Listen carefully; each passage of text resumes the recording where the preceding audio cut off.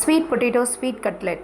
Sweet பொட்டேட்டோவை தோல் சீச்சிட்டு ரவுண்டாக கட் பண்ணி உப்பு போட்டு தண்ணி விட்டு வேக வச்சிடலாம்.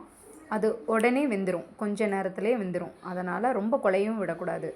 ப்ரெட் எடுத்து அதனுடைய எட்ஜஸை வந்து கட் பண்ணி வச்சுக்கலாம். ஏன்னா அந்த எட்ஜஸ் வந்து நம்மளுக்கு ப்ரெட் க்ரம்ஸ்க்கு தேவைப்படும். அந்த உள்ளே இருக்கக்கூடிய ஒயிட் பீஸை வந்து நம்ம பவுடர் பண்ணி ஸ்வீட் பொட்டேட்டோவோட ஆட் பண்ணியிருக்கோம். ப்ரெட் க்ரம்ஸ் பண்ணிக்கலாம் எட்ஜஸை. ப்ரெட் க்ரம்ஸ் ரெடி பண்ணியாச்சு. அதை நம்ம ஒரு பிளேட்டில் ட்ரான்ஸ்ஃபர் பண்ணி வச்சுக்கலாம்.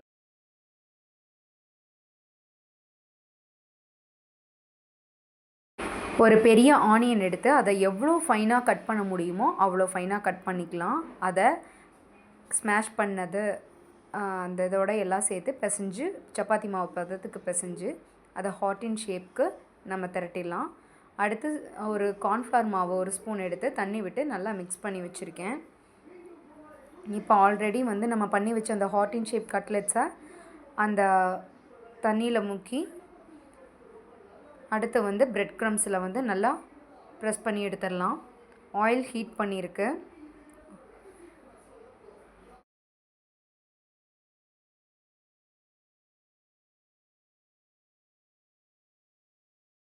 இப்போ ஆயிலில் போட்டு நல்லா டீப் ஃப்ரை பண்ணி எடுத்துக்கலாம். நல்ல ஒரு கோல்டன் ப்ரௌன் வரணும். இந்த அளவுக்கு நல்ல ஒரு கோல்டன் ப்ரௌன் வந்தால் தான் அதை சாப்பிடும்போது நல்லா கிறிஸ்பியாகவும் பார்க்க நல்லாவும் இருக்கும். Sweet potato cutlet ready.